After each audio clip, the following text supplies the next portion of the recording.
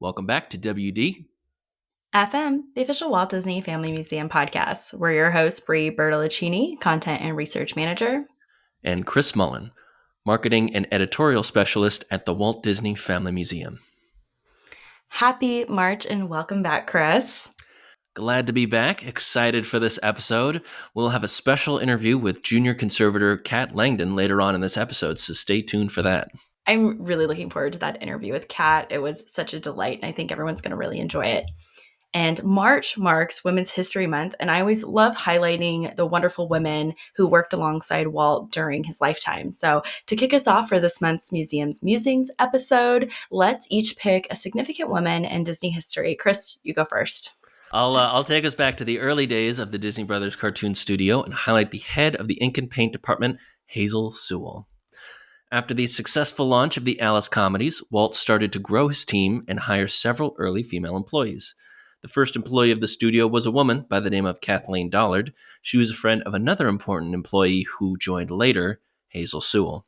Hazel Sewell let her sister Lillian Bounds move in with her in Los Angeles after their father's passing. There, Lillian would get a job at the Disney Brothers cartoon studio, Hazel following soon after. The Bounds sisters would have a major impact in Disney history, both taking different paths. Lillian would go on to marry Walt Disney in 1925 and be a support system for Walt throughout his career. Hazel joined the Disney studios to oversee the black and white inking process. Under her guidance, the animated art form transformed from the crude black and white coloring of the films to the full color fine artistry of inking and painting. Hazel became the first woman to establish and run a major division within the Disney Company. Hazel later served as art director for Snow White and the Seven Dwarfs. I love talking about Hazel Sewell. What a great selection. And in that same vein, I'll also highlight another of the Disney Studios color innovators, Mary Weiser. In 1934, Mary Weiser, a supervisor in the color model department, filed a report that the studios were losing money because of the commercial paint blends. Now, the paints would not properly blend. They became streaky when applied to cells and spoiled before filming. Sometimes paint wouldn't dry completely and would be completely ruined when trying to film it. So Weiser determined that the Disney studios should create their own paints. She taught herself paint chemistry, researched suitable materials, and developed formulas for mixing paints that were best suited for celluloid needs. Weiser's methodical approach to color development and experimentation made Disney the first and only animation studio to create its own paints. Well, to put it in black and white terms, that was quite the colorful conversation. Now it's time for museum updates. This month, we are screening 1951's Alice in Wonderland. Wishing for a nonsense world of her own, Alice follows the waist-coated white rabbit down his rabbit hole to a wonderland filled with fantastical characters, including talking flowers, a mysterious Cheshire cat, and a tyrannical Queen of Hearts. Visit our calendar for showtimes. We also have some really exciting workshops with special speakers that were recently announced. First up is a virtual workshop with Disney television animation artist Elsa Chang on Sunday, April 21st. Join Elsa for a wildly creative workshop as she demonstrates step-by-step tips and techniques for drawing unique and memorable cats and dogs. This workshop is recommended for ages 10 and up, including adults. Join us Saturday, April 27th for an in-person workshop with Pixar art director Diana Marsaglese. In this workshop, students will explore the fundamentals of conceptual character design through collage.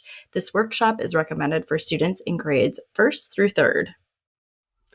Join us for an in-person workshop with author and illustrator Heidi Moreno as she explores the process of creating stories with accompanying visuals. Students will have the opportunity to sketch with colored pencils, paint with gouache, and finalize a piece of artwork with a cat as the star of their story. I love it already. This workshop is intended for students in grades 9 through 12 and adults. We also announced our Spring Studio Series workshops. These workshops focus on specific animation principles using traditional hand-drawn animation. Now, we always have Studio Series workshops available for both youth and adult, and select workshops are also offered virtually. The upcoming topics are animate a floating balloon and animate swinging on a vine. Now, if you can guess which memorable Disney scenes these workshops are paying homage to, you get extra points. Visit our calendar at waltdisney.org to learn more. You still have time to visit Disney Cats and Dogs. The special exhibition will be on view until June 2nd, 2024. We partnered with local nonprofits throughout the exhibition to highlight the important work that they do for animals in the Bay Area and beyond. So you can help support local dogs and cats in need by supporting one of our featured animal rescues or by adopting or fostering a pet in need of a loving home. So in the Disney Cats and Dogs exhibition, we do feature different local animal shelters and highlight some of their pets currently available for adoption. So come visit us in person or check our page at waltdisney.org to see our featured shelters and pets of the month. Recently, there was a special conservation project on our Circama camera in our galleries. And if you know anything about where that object is located, you might have a hint on the challenges of working on that object. Think up high. Katherine, or Kat, Langdon is a junior conservator at the Walt Disney Family Museum. She specializes in conservation of 3D objects and preventative care in our collection. So, welcome back. Today on WDFM, we are super excited to welcome Katherine Langdon, junior conservator at the Walt Disney Family Museum, to the show. Welcome, Kat. Thank you. I'm happy to be here. Well, we wanted to look a little closer into your role. I'm so fascinated by our conservators at the Walt Disney Family Museum. And so, to kind of kick us off, what does a typical day of a conservator look like? It's a great question. And the first thing, I guess, to know is that our roles cover kind of a large range of tasks, and that those can vary from day to day. But pretty much everything that we do is sort of analogous to being a doctor, except for collections objects. So sometimes we are just having like wellness checkups with our patients, which is when we go in and look at the objects and do condition assessments. And that's usually in preparation for an exhibition or a loan request, or if somebody wants to come in and do research on an object. We have to take a look at it first just to make sure that it's safe to handle it, or if there are condition issues that need to be addressed first, we know about those. The other thing that we do that is really usually what people think of when they think of conservation is treatment of objects that aren't stable. So if you have something in the collection that has been damaged or has been, deteriorating while it's been in storage, that's when we step in and do something that's interventive. And so we call those treatments. So the other major part of our role here is preventive care for the collections. And to do that, we try to make sure that the object is in the best situation that it can be. That means that we have to make sure the environment is appropriate.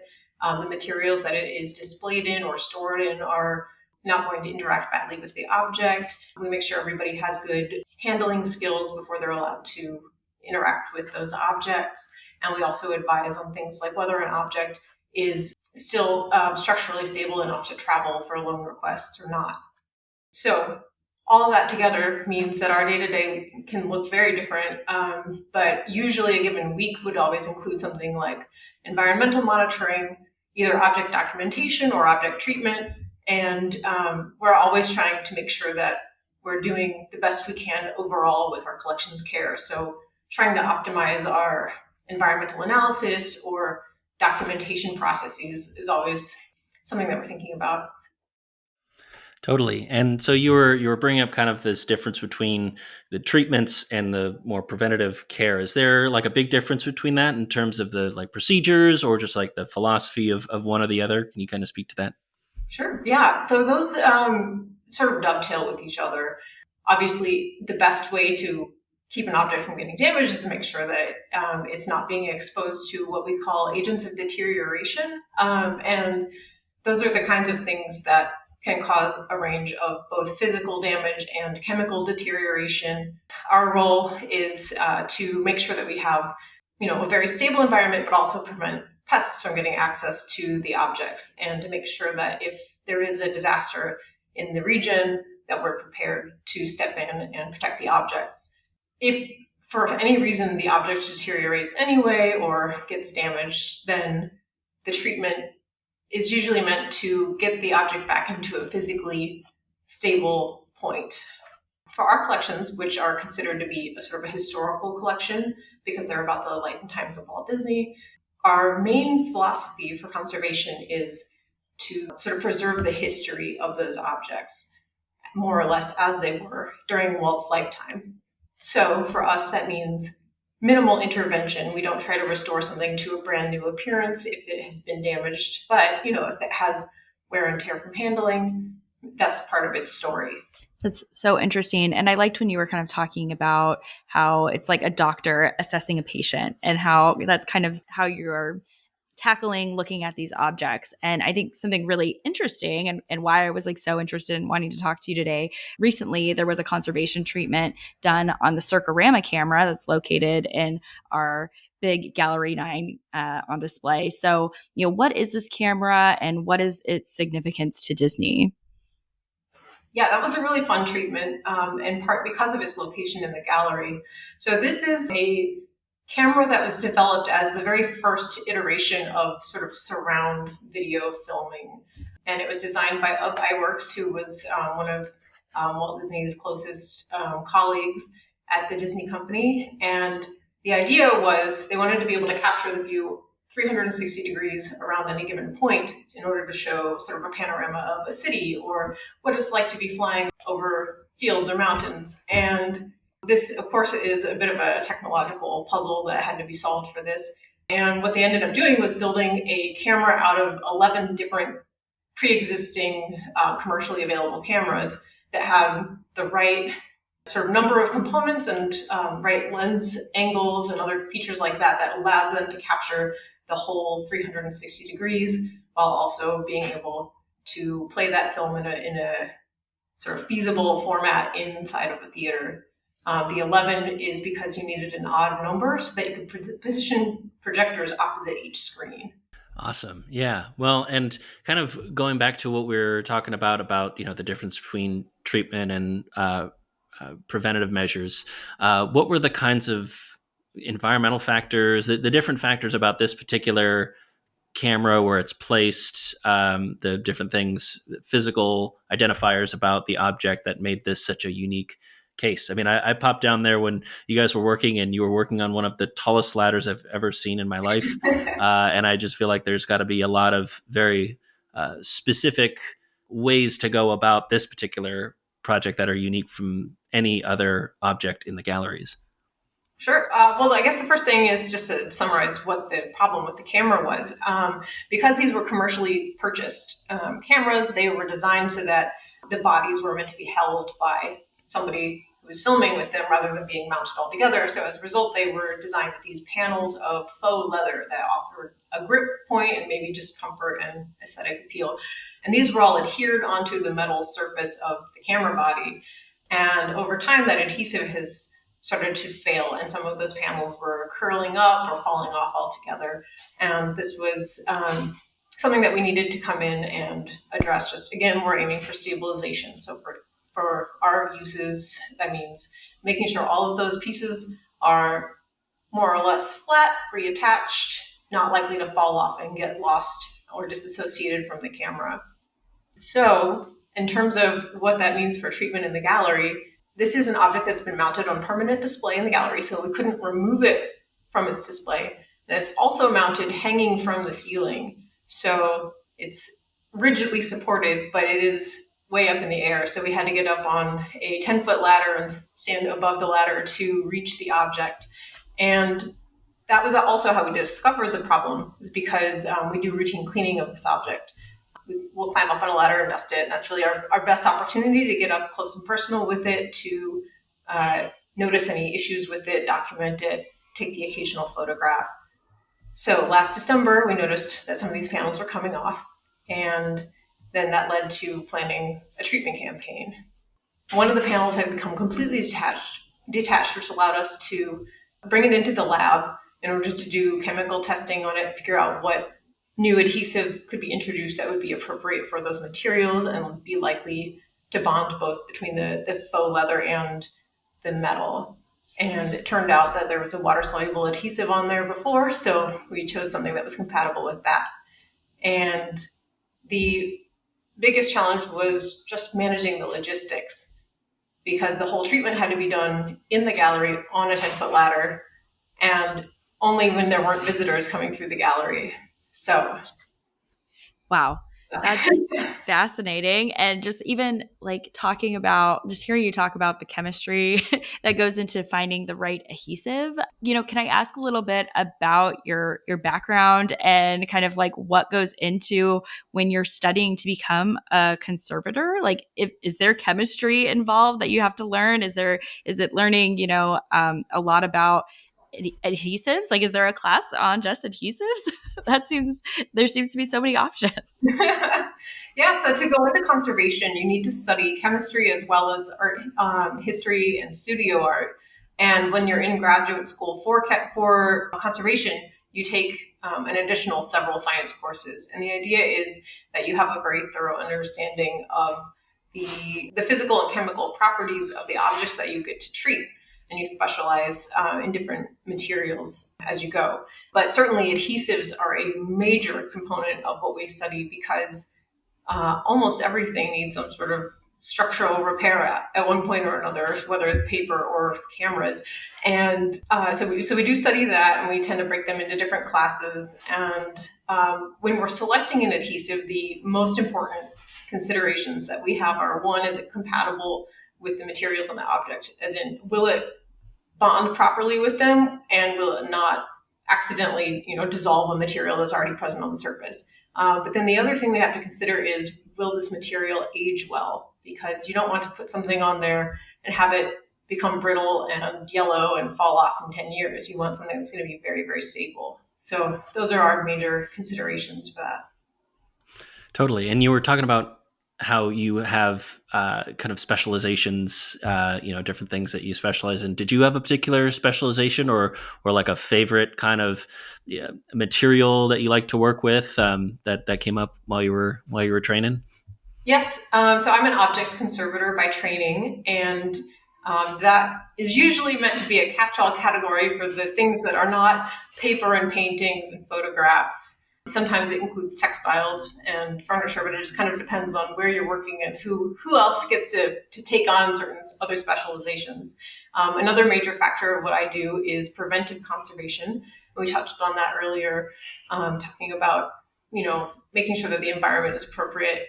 And that is a discipline that tends to be a little bit more all-encompassing and strategic, where your goal is to protect the whole collection at once. So it's less one-on-one with each object and more thinking about broadly what is the right environment for metal objects to be in, and what is appropriate for paper, and what are our fire risks. That's how that usually gets broken down. And, so as an object conservator, you kind of have to be a jack of all trades. Exactly. And have enough kind of breadth of knowledge of all of these various materials that you could be working with on the off chance that you do get, anything from a big camera rig with 11 cameras on it or a small Mickey plush, that all of that can be treated kind of in the right way.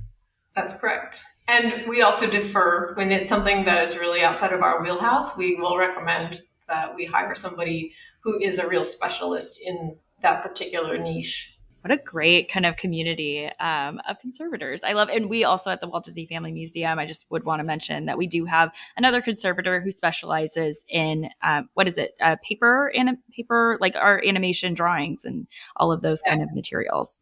Yeah, he's a photograph conservator by trade, which also usually encompasses a good variety of paper treatment skills as well. And so he, through working at this museum, has become one of the foremost experts on animation materials. That's very cool. I didn't know that about Martine, who is our conservator. So amazing. But getting back on track with talking about the Circama conservation project, did you have to follow like a particular timeline? I know that this spanned many weeks, and kind of how did you kind of figure out how to accomplish what needed to be done with the time that you had? Great question. The biggest thing, as I mentioned earlier, that presented a challenge was just the logistics. So we had to bring over all the supplies that we might need. Our museum has two different buildings, and the museum with the conservation lab is not the building with this camera in it. So bringing over just, half a lab's worth of supplies that we might need, every clamp that we own, and, coordinating with everybody to make sure there was a good time to get into the gallery and do a couple of hours of work on the ladder, getting the ladders in and out. So that was really just the dance there. And another thing that needed to be done was address multiple panels on the object. And for each one of those, it doesn't take very long to add adhesive and then set some clamps on them, but you have to let it dry. So we had to work piecemeal and come in just for a couple of hours a day, attaching things, clamping, making sure everything dried appropriately, was consolidated effectively, take those clamps off, do some cleanup. And so it was just more on the logistics took up about half the time that we were really spending in the gallery. And when you talk about logistics in the gallery, obviously beyond the object, the artifact itself, what were kind of the biggest challenges in terms of the fact that, like you said, it is permanently fixed in the galleries, it's suspended from the ceiling, the fact that you don't want people to see you working, regular museum guests during the day. What were some of those challenges that you had to face? Safety is a big one. If you're working on a ladder, you need to make sure that nobody else is immediately below you for any reason. So it's not about hiding this from the public so much as making sure everybody is safe. So nobody could be around that area at the time. And we make sure that anybody who is on the ladder is appropriately trained. We also had to, just be very careful with our own balance up there. I was the one doing all the work on the ladder, but being able to place clamps between a bunch of cameras that are all placed at an angle to each other was actually quite challenging, just getting access to the right spots to anchor things down. And we also, of course, have to coordinate with anybody else who needs access to that space. Our facilities team is always working on making sure that everything is running properly and well maintained.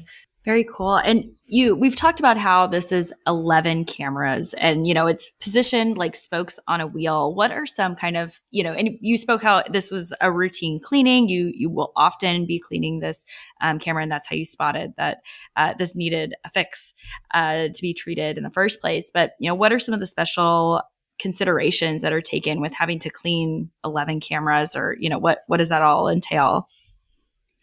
Usually when we're doing routine cleaning in the galleries, we're actually just dusting. We do that very carefully, but we use, clean microfiber tools, and depending on the object. Sometimes it involves very long ones, or ladders or other setups like that. So we use those, as well as some soft natural fiber brushes. And the idea is you want to make sure that you're not scratching the object. And you're likely to do that anytime you're handling it and using tools on it. So that's our primary concern, is just making sure we do no harm. Back to the medical analogy. That also allows us a chance to look at the object up close. In this case, that allowed us to spot this problem, but it also kind of gives us a chance to do an informal assessment of each of these exposed objects about 3 times a year. And we find that very helpful for planning when major changes need to be made. For example, every object has different levels of sensitivity to light, but light damage is always cumulative. So one thing that we can do is kind of keep a visual eye on whether any of those materials start to deteriorate, and if so, recommend that those objects be rotated off view so that they last longer for future generations to enjoy. Totally. And like you were saying, all of these objects are kind of in their own states of disrepair or disintegration, or of these kind of environmental factors of objects that obviously weren't made at the time thinking that they would be on display 100 years later. The Circama camera is just one of hundreds of objects that we have on display or that we rotate through the galleries.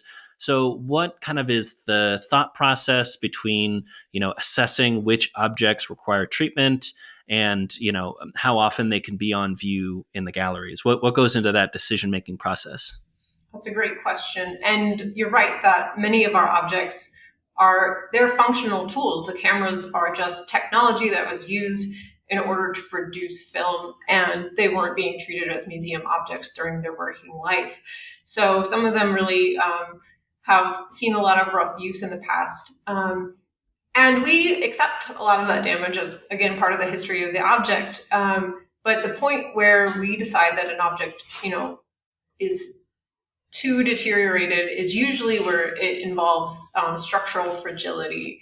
And so we'll say, this is an object that is more at risk because of the way it is displayed and constantly exposed to light or changes in the environment. And it would be better for the longevity of the object if it is stored in a more secure, darker, cooler place. So we have things like film in our collections that are, they were developed early in the history of animation or filming, and they are not unstable material. And as those cells degrade or as those film strips degrade, the best way to preserve them is to put them in cold storage, but we can't display them that way. So things will be on view for a while, but then we'll make sure that most of their existence is spent in a more appropriate environment. And it's always a compromise. Yeah. It's always a compromise to make sure that those things can be enjoyed by the public or studied by researchers. But we also want to make sure that that's still an option for people in the future as well. Yeah, and I think one that we have definitely talked about multiple times is the earliest known drawing of Mickey Mouse, and how that is always on a scheduled rotation. Yes. And that there's 3 different types that you can see during 3 different time periods during the year for this exact purpose. Exactly. Yeah, we call these rotations, and there are some types of materials that we say, the best practice is just simply to put it out there for a limited period of time and then always plan to move it, because we know even if we don't see deterioration yet, it's happening. We need to just, do what's best for the object. And lucky for us, one thing that's really great about our collection is we have so many drawings from different movies that, if we have a fraction of them on view, that means we have a lot of other ones that can go back out on view. It also means that the visitors always get to see something new. Totally. Yeah. And continuing that newness, what, as a conservator, like, what is one of your favorite objects that are on display in our collection? Is it something that's on display all the time? Is it something that, it gets rotated in every once in a while? Is it something that you're waiting to get into the rotation? What's your favorite object that you've been able to work on? Yeah, I think my favorite object is one that is in our permanent galleries, also in Gallery 9. It's the Lily Bell train. And I think it's just a really unique and spectacular object. It's a miniature train with a steam engine that was built at a 1/8 scale by Walt Disney's Imagineers, just to be his own personal toy on his estate. So he would take people out on this train. It was strong enough to tow multiple people sitting on the cars, and they just, take it around the property and show it off to visitors and family and friends. And on the one hand, it's a toy, but it was also the prototype for a lot of other small trains that have been used at theme parks and zoos ever since. One thing I think is very special about it is that we also have all of the original blueprints that were made by the Imagineers as they built this. And that really shows you the quality of the work they were doing and the level of precision in producing all of the parts that went into making this train. And together, that's just a phenomenal set of objects.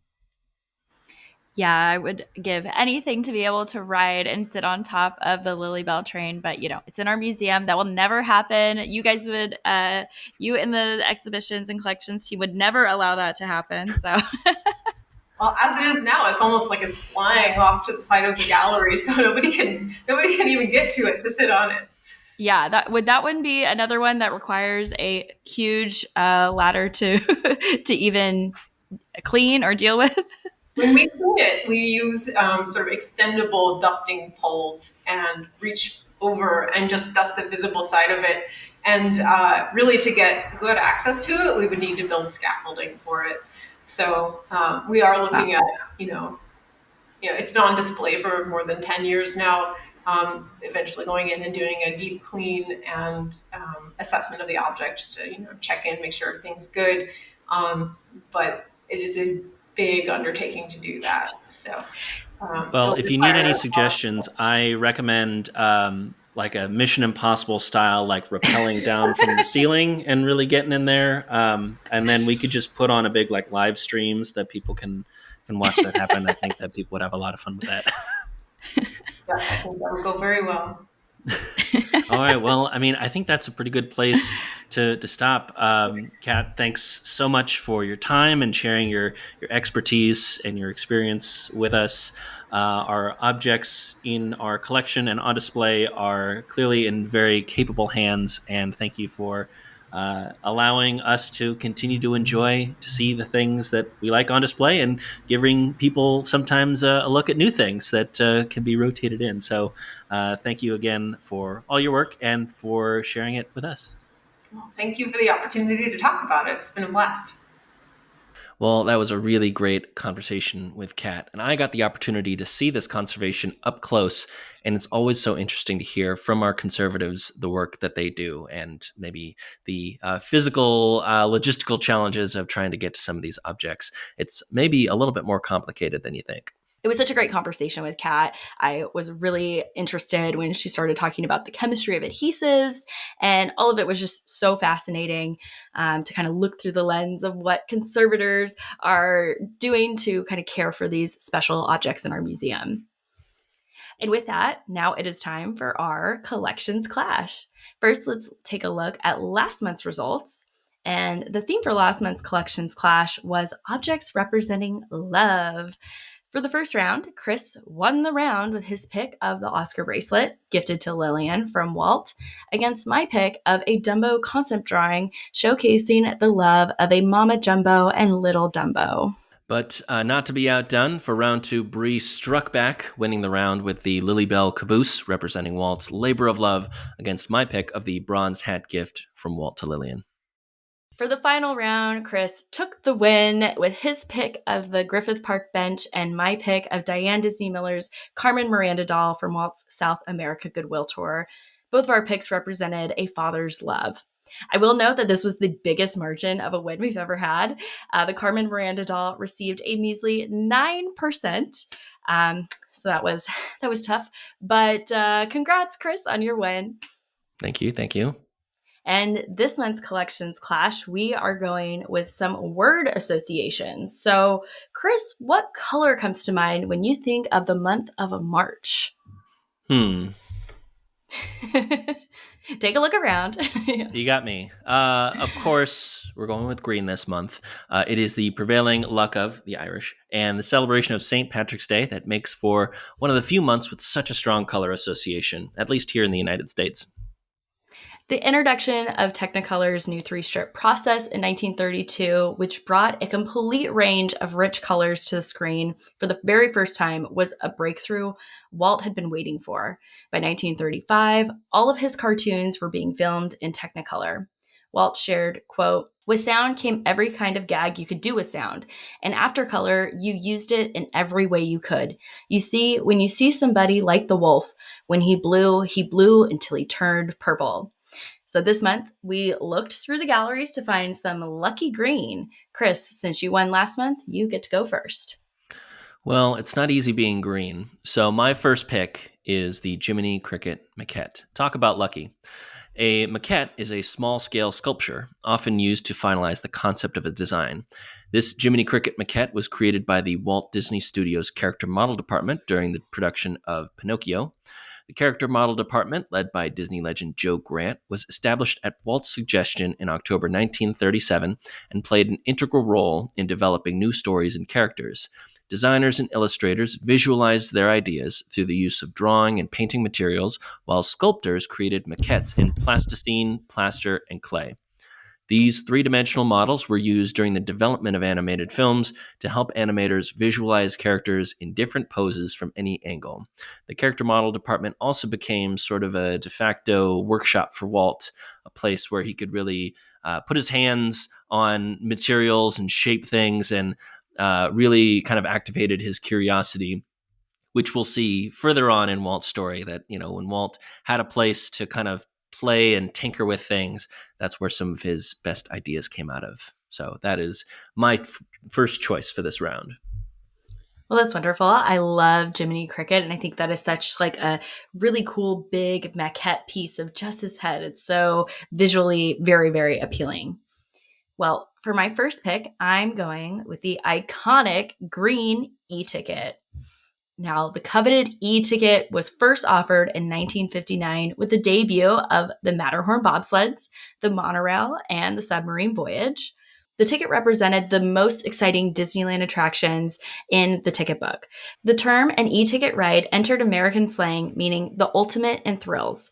At the time when the e-ticket came out, there were the e-ticket attractions, the Santa Fe and Disneyland Railroad trains, TWA Rocket to the Moon, the submarine voyage, monorail, It's a Small World, Matterhorn bobsleds, Rainbow Ridge pack mules, Mark Twain steamboat, sailing ship Columbia, Tom Sawyer Island rafts, and the Jungle Cruise. I just love kind of putting us in a very specific place and time and kind of looking back on Disneyland in this way, that those were the most exciting attractions at the park. I still think those are very, very exciting attractions. I'm so glad we have even more exciting e-ticket thrill rides now. Now, the ticket books were originally introduced in October 1955, containing only A, B, and C tickets. The D ticket was added in 1956, and the E ticket just 3 years later. The ticket books were replaced by passports, good for admission and unlimited use of park attractions in June of 1982. And I'm thankful for that. Great pick. Well, and this is the snake style draft, so you have the next pick as well. Well, for my next pick, I'm looking for the gold at the end of the rainbow, and I'm going with the Snow White and Seven Dwarfs Cartier bracelet. Now, this bracelet features charms on the seven dwarves, and each character is wearing green shoes and many wearing green hats. So really stretching the amount of green. But I thought it was kind of a clever thing to include gold in there as well. Now, in 1937, Cartier Inc. partnered with Disney to produce a charm bracelet with the likeness of Snow White and each of the seven dwarves. Photographs of Walt and Lillian at the premiere of Snow White and the Seven Dwarfs at the Carthay Circle Theater on December of 1937 show Lillian wearing a very special bracelet, this Cartier bracelet. Now, Walt owned a matching Cartier accessory, a money clip, which featured the same dopey as seen in the bracelet. At the time, these were some of the most exclusive products from the vast array of merchandise that were created for the film.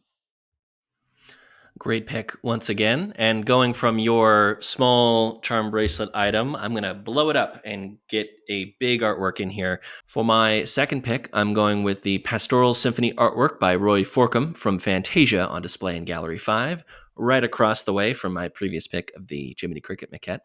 In my opinion, it's the most beautiful artwork utilizing green that we have on display in the galleries.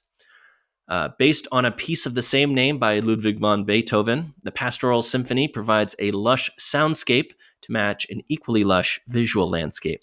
Swiss-born Disney concept artist Albert Herder, whose extensive knowledge of classical art proved invaluable to the art direction of Snow White and the Seven Dwarfs and Pinocchio. He sought inspiration for Fantasia's Pastoral in paintings of mythological subjects by the symbolist Arnold Backlund and Art Nouveau painter Franz von Stuck.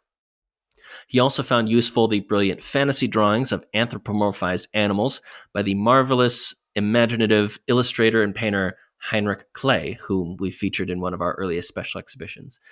Adaptations of his expressive line drawings found their way into two other Fantasia sequences, the emoting balletic elephants, hippos, and alligators in the Dance of the Hours sequence, and a terrifying, gigantic devil, Chernabog, in Night on Bald Mountain. Animation historian John Canemaker said it best, quote, "In this brief moment, elusive fantasy comes to full and convincing life in stunningly free movements that perfectly match the magnificence of Beethoven on the soundtrack," end quote. Great pick. I love this piece. And one of our conservators, Martine Salazar, actually was able to do some kind of x-rays of this piece. And I know I featured it on another collections clash, but he figured out that it was used for the multiplane and that those two pieces, they were able to piece back these artworks together. So it's just kind of a really cool, interesting look at the Pastoral Symphony and kind of like early days. Because I think there was originally, through the X-ray, they were able to find photographs of that were taken that Forkham actually like painted over as kind of reference materials, and just all of the little centaurs frolicking in this painting is just super cool. It is really cool. I think the only way that that could have been cooler is if the X-ray also revealed a treasure map leading to Yeah. the Declaration of Independence that Walt would then need to steal in order to protect it. Um, for my last selection, I'm choosing the green Mickey and Minnie Lionel model train set in Gallery 2. In 1900, Joshua Lionel Cohen founded Lionel Manufacturing Company. The company was renamed the Lionel Corporation in 1918, and by the 1930s had become an innovator in toy train production. But the Great Depression took its toll, and on May 7th, 1934, Lionel went into receivership to avoid bankruptcy. 2 months later, Disney merchandising genius Kay Kamen went to the Lionel Corporation with an idea: a Mickey and Minnie wind-up handcar. As Disney historian Jim Korkis, may he rest in peace, noted in the Book of Mouse, Kamen, quote, believed in the company, end quote. The wind-up handcar was produced and became available in either red or green, we have the green one on display here, running along a circular O-gauge track. Within 4 months, over 253,000 sets were sold. By December 31st, 1934, Lionel paid its debts in full, and the company left receivership by the following month. That $1 toy was credited with saving the company. According to Korkis, quote, it was not just the sale of the Mickey Mouse handcar, but the fact that the company was associated with Mickey Mouse that made the rest of its products and the company itself popular, end quote. Love that selection. I think the Lionel handcar is really great. And that base of the handcar is just that really bright green, which I think is like super, like it catches your eye every time walking through the galleries. And so for my next pick, something else caught my eye in that same display case. So I'm going with the Mickey Mouse Velocipede on display surrounded by the early Mickey Mouse merchandise. Now, Velocipede, what is that? It's the tricycle. So this tricycle's frame is a bright green with a super cute depiction of Mickey Mouse with his hands out and his legs placed right above the pedals to kind of give the illusion that Mickey is also riding the tricycle with you. This Coulson Velocipede was produced for only 1 year in 1934 by Coulson Bicycle Company. Since it was only produced for 1 year, 90 years ago, having one in good condition is super rare. In the retailer's catalog this tricycle was featured in, the ad copy reads, quote, I want a Mickey Mouse bike. Will be heard by every parent of a 3-year-old, a 4-year-old, 5-year-old, or 6-year-old, boy or girl. We have made it possible for those parents to say yes, and we are ready to supply them through you. I have some notes for that ad copy, but nonetheless, just a really interesting find. Yeah, 2-year-olds and 7-year-olds, kick rocks. Get something else. This is only for 3-year-olds, 4-year-olds, 5-year-olds, and 6-year-olds. Yeah, that is a really very great pick. Specific. Yeah. They knew who they were selling to, yeah. for sure. Well, that's the end of our voting round, and now it's on to our honorable mentions. For my first honorable mention, I'm picking a very particular 1941 animator's strike picket sign in Gallery 6. In particular, the one that reads, and I quote, 3 years college, 3 years art school, 5 years animation, grand total equals 1 hamburger stand. Oh boy, I laugh every time I walk by. Now, this sign isn't an artifact, it's a graphic, so it doesn't qualify for the voting round, but I feel like it's such a thought-provoking piece that, alongside the other sign graphics, really paints a picture, pun intended, of the issues of the strikers. For anyone coming to the galleries who are interested more in this time period, we also feature audio from artists on both sides of the strike that can further illuminate the strike and its many impacts.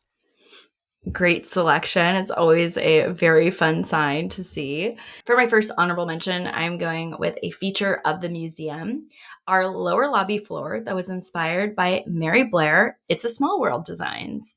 There are so many tiles that predominantly feature green, and I felt like it would be a fun and unexpected selection.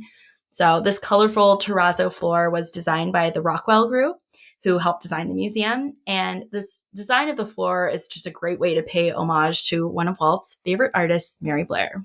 You're so right. Color me unexpected. I did not see that coming. Now, for my second honorable mention, I'm going with the Haunted Mansion ghosts on the Disneyland model. Because if we're going colors, why not go with something from one of the most colorful displays we have? My favorite use of green on the model corresponds with a very interesting inclusion on the Disneyland model. And this is why I say that. We call our model the Disneyland of Walt's imagination. The Walt's imagination is the key part of that phrase because our model doesn't strictly stick to Walt's lifetime. Haunted Mansion opened at Disneyland in 1969, a little more than 2 years after Walt's passing, but the attraction was in progress. The attraction also used a brand new ride system that's still in use today, the Omnimover, updated from the People Mover system that debuted at the 1964-65 New York World's Fair that Walt was, of course, very much involved in.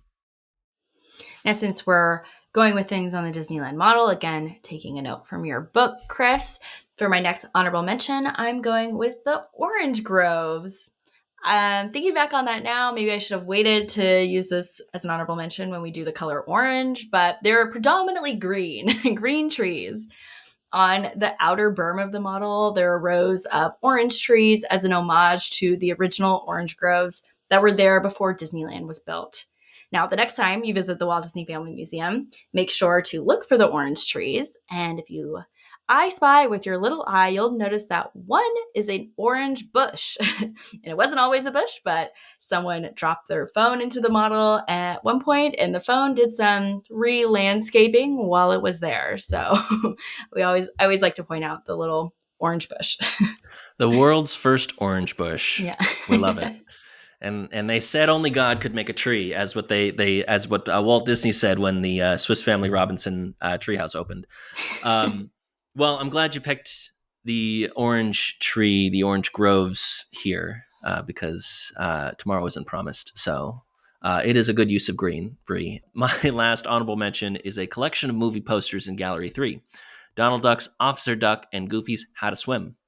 In terms of print media we have on display, these were the most striking to me and ones our guests may overlook. So next time you're getting your silly symphony on, keep an eye out for these. I also don't know how to swim, so I may have to do some personal research on that Goofy short. Clever.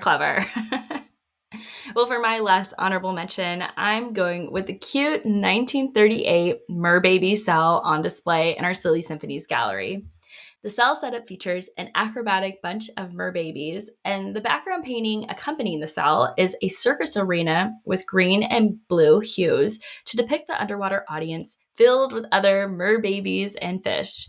Merbabies was a sequel to 1935's Water Babies and the Silly Symphony series. The short depicts the activities of the adorable aquatic merbabies as they hold an underwater circus. This short came out just a year after the release of Snow White and the Seven Dwarfs, and you can probably imagine the immense workload of the Disney studios at this time. The short was contracted to Harmon Ising Studio to produce the short alongside key Disney staff supervising this production. Walt had worked alongside both Hugh Harmon and Rudolph Ising back at Laugh-O-Grams in the early 1920s. Well, and that brings us to the end of this episode, but no worries, we won't Irish goodbye you. Visit our Instagram stories today to vote on your favorite objects or email us at podcast@wdfmuseum.org to cast your votes or share your thoughts and comments. Thanks for tuning in to WDFM, the official Walt Disney Family Museum podcast. Subscribe wherever you get your podcasts. Follow us on all social channels at WDF Museum for all the latest updates. May the road rise up to meet you, as the old Irish proverb says, and keep moving forward. Bye. Bye.